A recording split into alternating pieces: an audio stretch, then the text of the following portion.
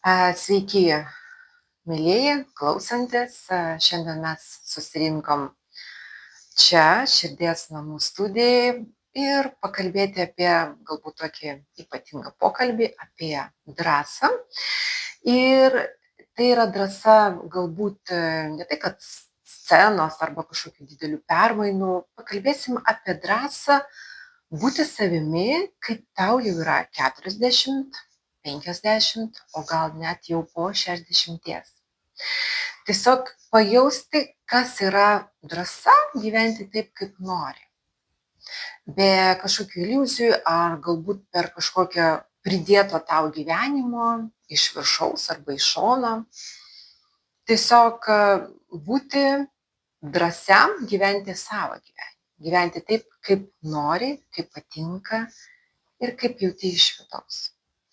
Ir šioj studijai mes turime nuostabią pašnekovę Eva Tombak. Ir tai yra moteris, kuri yra įkvėpimas šimtams kitų moterų savo patirtim. Ir šiandien mes tam, kad išgirsti, pasidalinti tą patirtim su kitais ir pamėginti sužinoti, tai kas iš tikrųjų ta drąsa, kas yra galbūt tas pokytis, kuris gali pastumėti jūs tai drąsai, galbūt antram gyvenimui, tam, kad pajausti, kas yra būti tikrai. Tai Eva, noriu, šiandien visų pirma džiugu, kad esi čia, Širdies namų studijai. Ir pakalbėkime iš tikrųjų, yra kažkokia galbūt asmeninė patirtim, tu galėtum pasidalinti apie tą tokį galbūt pokytį, kur, kaip tu sakai, ar buvo kažkas, kas privertė tave keistis, ar iš karto tu jautei, kad ko nori gyvenime, ar tu buvai jau drąsi visą laiką, ar pas tave buvo kažkas tai, kad slepia arba kažkur traukia tave žemyn. Galbūt mes kažkaip pradėsime to klausimo. Aišku, žinai, duoti atsakymą,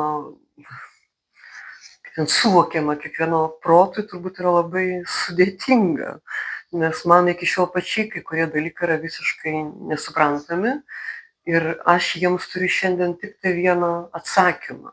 Mes ateiname su tam tikra savo prigimtimi.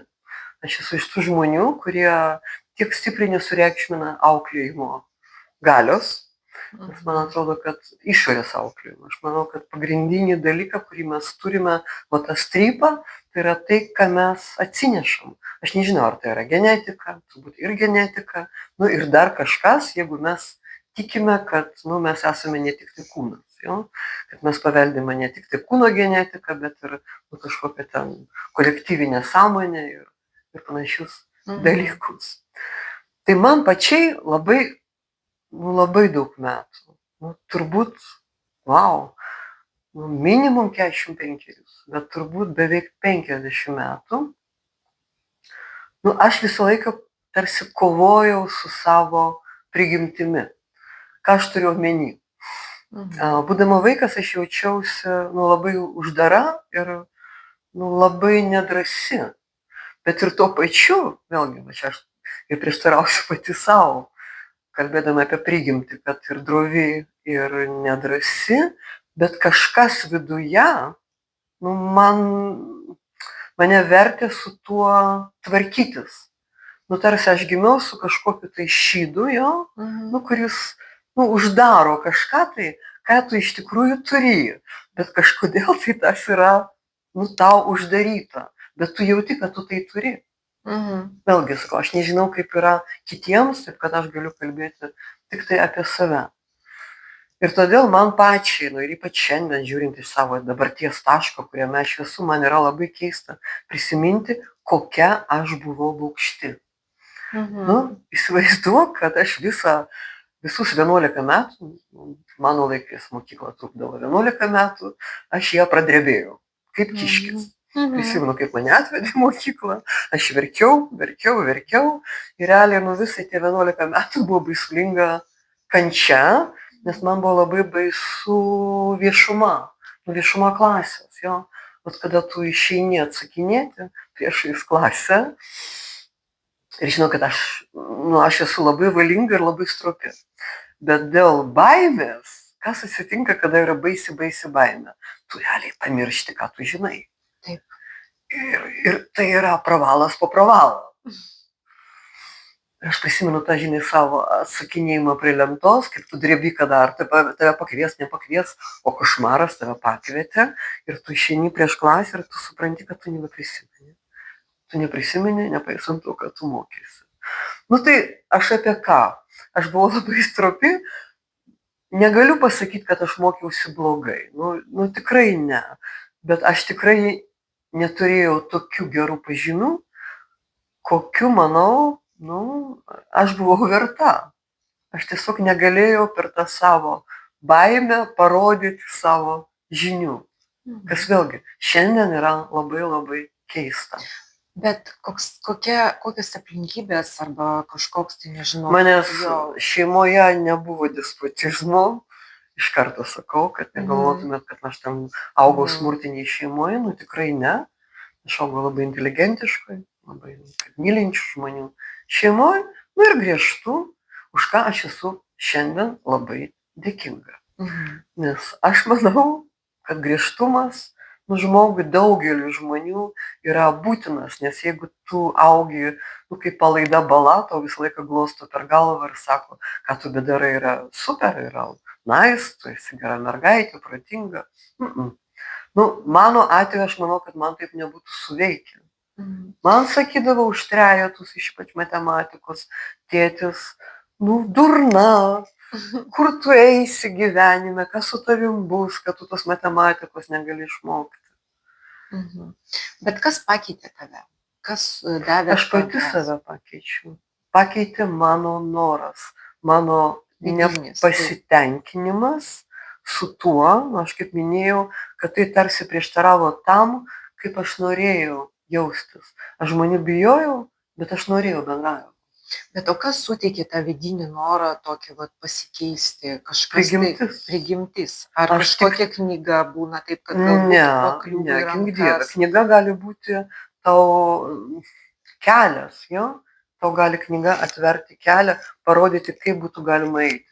Bet tam, kad tu suprastum, ko tau reikia, tai turi būti vidinis šauksmas. Aš turėjau vidinį norą, turbūt aš turėjau vidinį norą eiti ir būti ryškiai. Tai iš tikrųjų, tai tam, kad išauginti tą vidinį norą, tai reikia visiems pasėti tą sieklą ir paskui leisti ją. Neišauginti norą. Noras buvo, bet tam, kad jisai realizuotųsi, nes juk tu gali realiai turėti bet kokį norą ir tu gali nieko nedaryti, ne? Taip. Tu gali sakyti, Jėzau, kokia aš nelaiminga, kad norą turiu, bet nieko nedarau. Aš nieko negaliu, nes aš neturiu tų aplinkybių, nes kiti turi ten ar turtingesnius namus, ar tėvus, kurie gali atidaryti duris, bet ne visi tą turi. Ir man pačiai atrodo, kad yra labai gerai, kada neturi.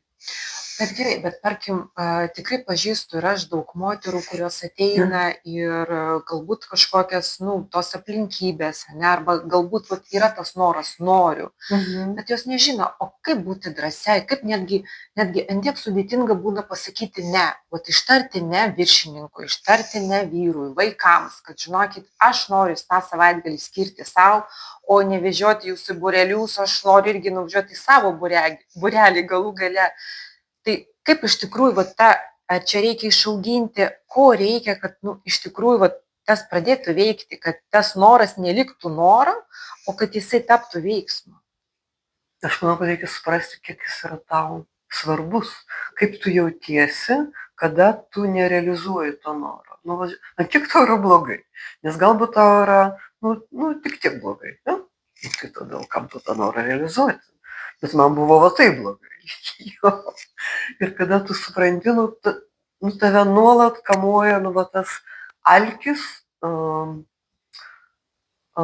kažko,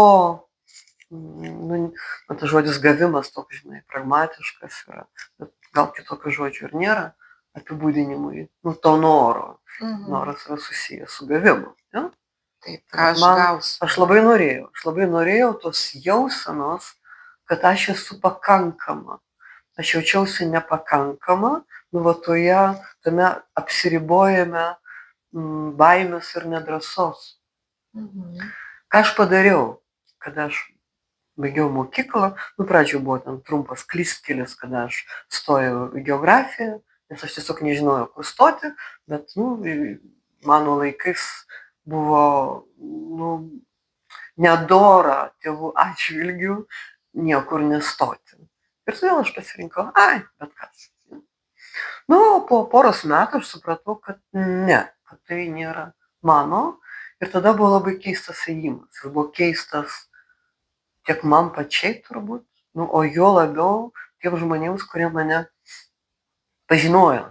Nes jie negalėjo suprasti, nu kaip ta nedrąsi Eva, kaip jinai galėjo eiti į žurnalistiką. Mhm. Ir aš negaliu atsakyti. Sakau, aš galiu tai tik tai pagrysti tuo, žinai, kaip ten, nu, vat, ėjimu paskui tą vidinį Vidinių šauksmą. impulsų. Jo, Tai tas- aš norėjau nugalėti savo drovumą. Aš supratau, kad jis yra, nu, jis nėra mano prigimtis. Jis yra atsineštas, bet jis kažką slepia, nu, nežinau, gal tiesiog reikėjo tą pažadinti valią. Bet labai puikiai tau gavosi išgryninti jį, tą tokį savo nedrąsumą. Ir tiesiog, kaip žinai, kaip būna ištraukiam akmenį ir paskui galim visai kaip šlifuoti. Ir jisai žiūrėk, jau ten, jau dulkės, dar paskutinis sluoksnis, dar vienas kitas ir jau pradeda švitėti, pradeda blizgėti ir jau matosi visas pilnumoje, net ten kiekvienas kamputis. Tai vat, galbūt iš tikrųjų padėjo tas, kad vidinė motyvacija pamatyti save tokį, nes jau tu matei save jau tokią drąsią, matei save ryžtingą. Aš nemačiau, aš norėjau pamatyti. Aš norėjau suprasti, kas tai yra. O tu dabar matai? Kas yra... Save matai dabar tokią drąsią, ryžtingą, kad tau pavyko tai. Nes tu norėjai, bet ar tau pavyko, kaip tu, pavyzdžiui, dabar galvoji? Aš manau, kad man pavyko. Wow.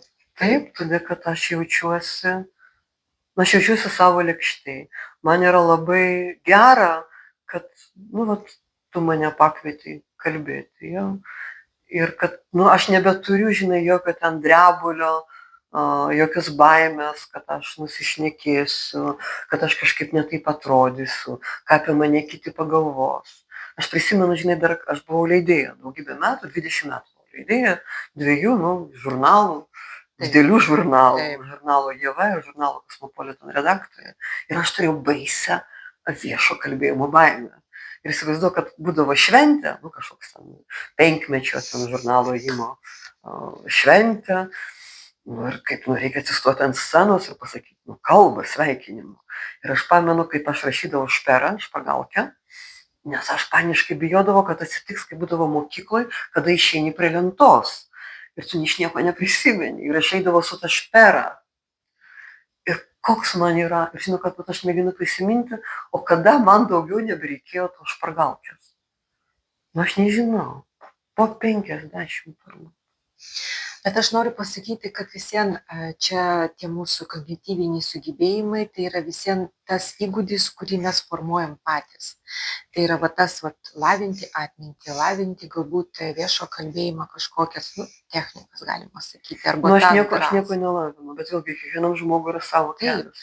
Nes jeigu tai pagalvojus, ne vienas taip, jeigu niekada nedarai atsispaudimų, tai tu ir nepadarysi niekada. Jeigu tu pradėsi treniruoti, žiūri jau 2, 3, 5, 20, 50, bet priklausomai nuo to, kiek jau čia bus tas reguliarumas tavo, ir vėl, žinai, tu gali eiti pas trenerį ir daryti atsispaudimus mokytis, o tu gali, ar pasiskaityti apie tai, ar tiesiog įsijungti YouTube ir tiesiog tupai daryti.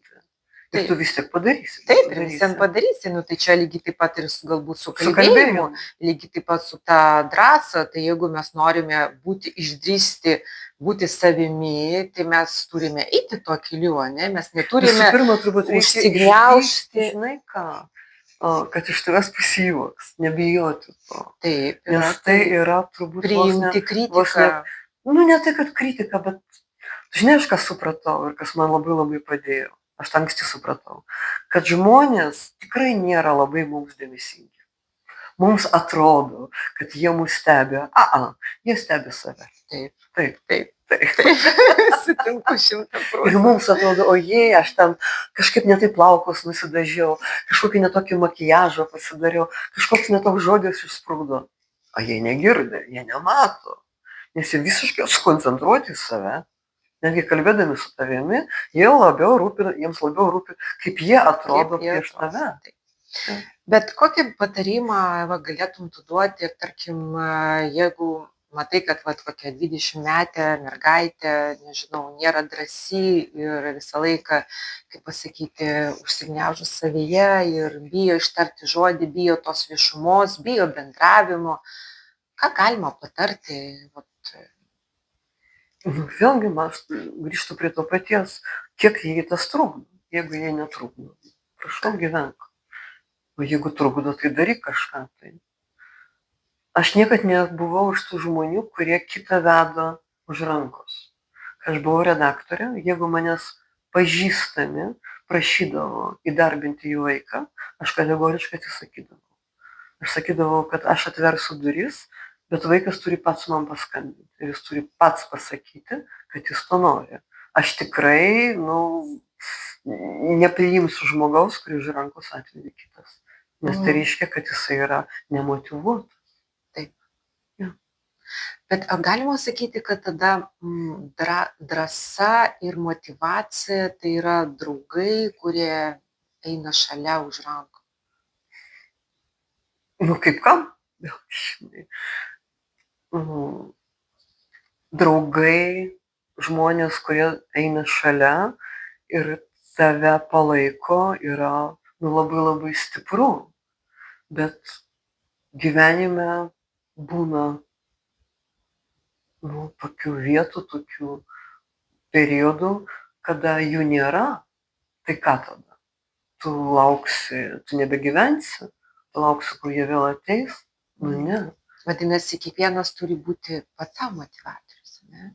Jie turi patys iš o vidaus kaip kitaip? save maitinti tuo noru. Tai vadinasi, iš tikrųjų svarbiausias faktorius yra tai išryškinti tą norą, suprasti, o tai ko aš iš tikrųjų noriu.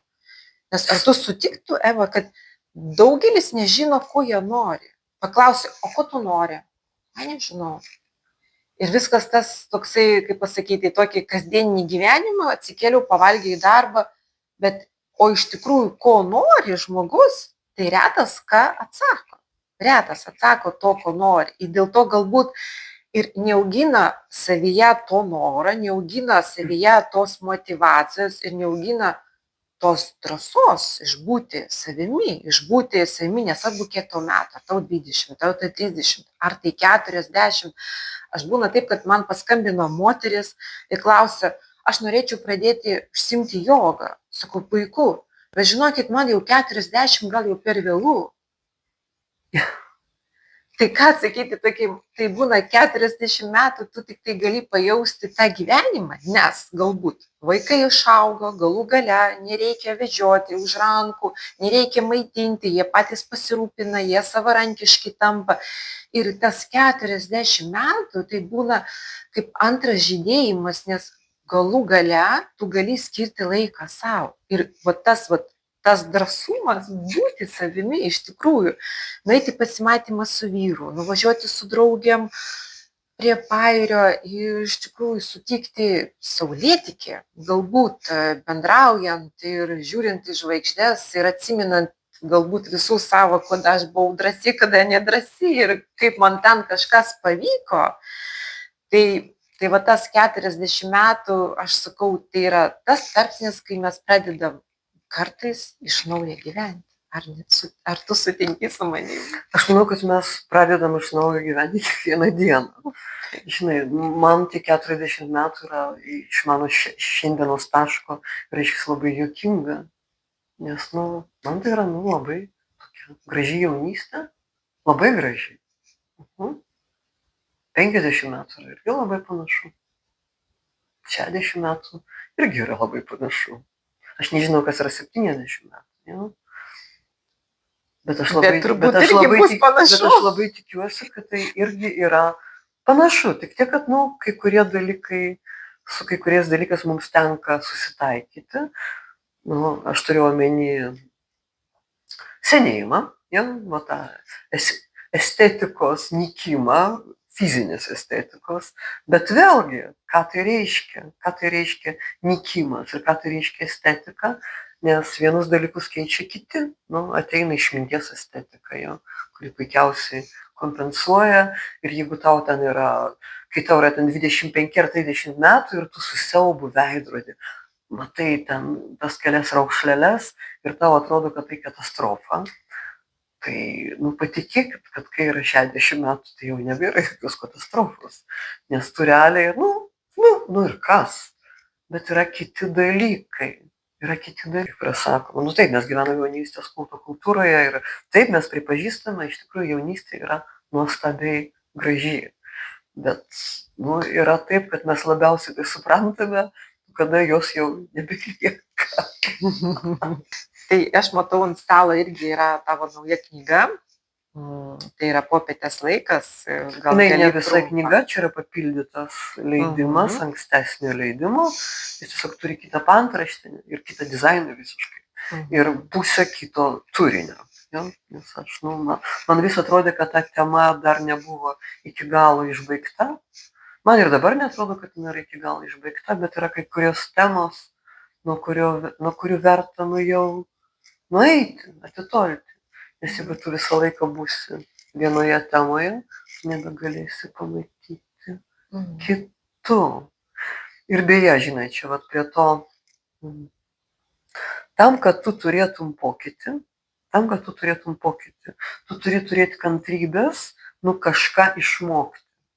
Pavyzdžiui, man ir žavu ir labai juokinga yra, kaip šiandien žmonės, jie mėtosi nuo vieno pomėgio prie kito. Aš pabandžiau jogą, ten palankio mėnesį 2 gerai metus, nuėjau ten į tai čia, paskui nuėjau į fitness salę, paskui dar kažkur tai. Viskas faina, ragauti yra gerai, bet tu niekada nesuprasi, netgi tu skonį nesuprasi. Kas yra, jeigu tu tame nepabūsi ilgai. Tam, kad tu suprastum, ar joga yra tavo, tu turi joje būti, aš nežinau, žinok, aš dabar mėginu savo duoti, žinai, reziumė, kokios trukmės tai turėtų būti tarpsnis, gal bent 2 metų, tam, kad tu iš tikrųjų suprastum, tavo ar ne tavo, man padeda ar man nepadeda. Taip, tikrai ne po vieno užsiėmimo arba po 2, netgi ir po mėnesio. Aš turėjau tam, žinai, labai gilų pasinerimą. Reiškia, mano atėjimas stabiliai į jogą įvyko po 50 metų, po to, kai aš 9 mėnesius kiekvieną absoliučiai dieną ėjau į jogą. Pusę metų kiekvieną dieną 180 užsiėmimų. Ir žinokit, aš tada tikrai gavau tą, tą suvokimą, kad aš turiu pokytį, vidinį pokytį. Bet aš atsimenu, ir pati minėjai, ir aš paskaitysiu grynai ištrauką, man labai patinka, iš Lewis Carroll knygos, Alisos stebuklų šalyje. Ir kai Alisa klausia Katino, ar galėtum man pasakyti, kur man eiti? Ir Katinas atsakė, tai labai priklauso nuo to, kur tu nori nueiti.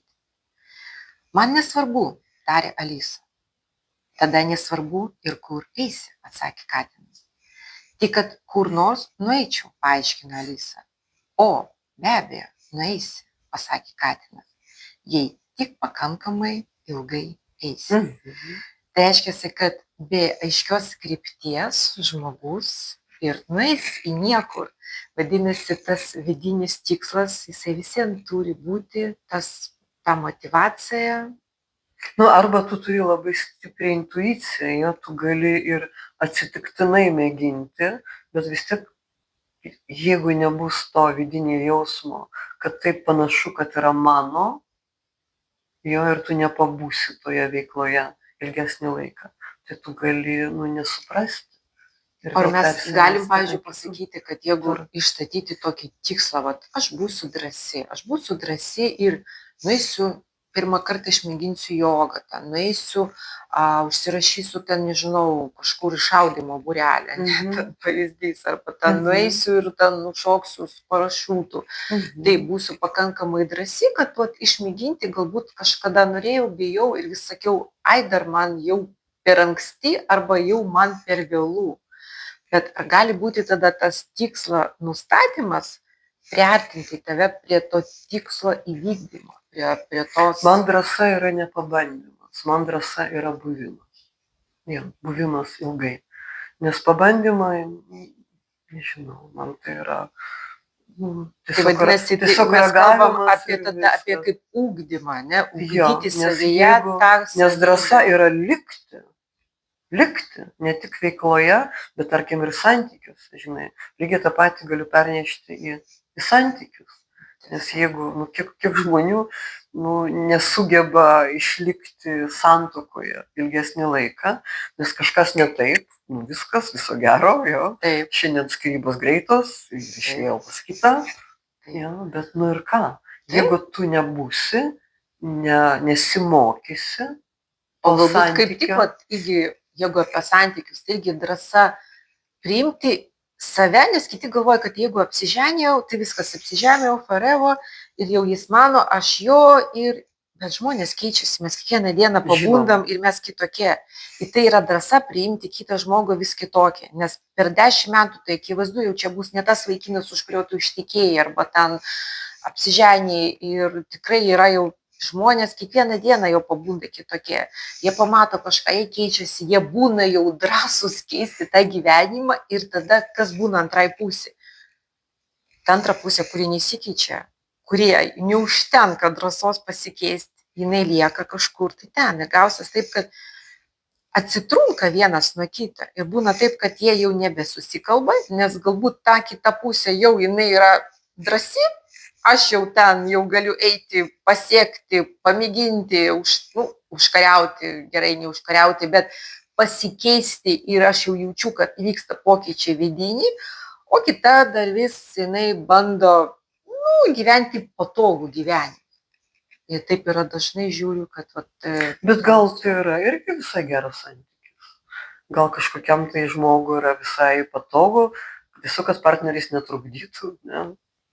Bet jie tada nebus kaip partneriai, jie tada gal bus tokie, bus tik taip patogiai gyventi. Aš nežinau, kadangi aš tokių santykių neturiu, aš todėl neturiu teisės tą netgi narplioti. Aš nežinau, man pasisekė, nes mes su partneriu vienodai judame ir mums kiekvienais metais yra vis geriau. Bet mes tikrai perėjom. Kai kurios dalykus mes perėjom, jo, mums reikia per save perlipti, tam, kad, atleisti vienas kitam, jo. Ir aš, kol nesuvalgysiu pūdą druskos, tol realiai ta draugystė nebus tikra. Nes kas yra per draugai? Žmonės džiaugiasi, man nereikia senų draugų, aš ten lengvai susirandu naujų. Bet, gerai, jeigu tavo gyvenime viskas tvarkoj, jo, jeigu tave tenkina ten, linksmi santykiai, jo, kažkokie vakarėliai, ir tau, nereikia tos gilumos, tai yra nice, bet šiaip tai gyvenime to reikia. Ir beje, turbūt tą labiausiai supranti, su amžiumi.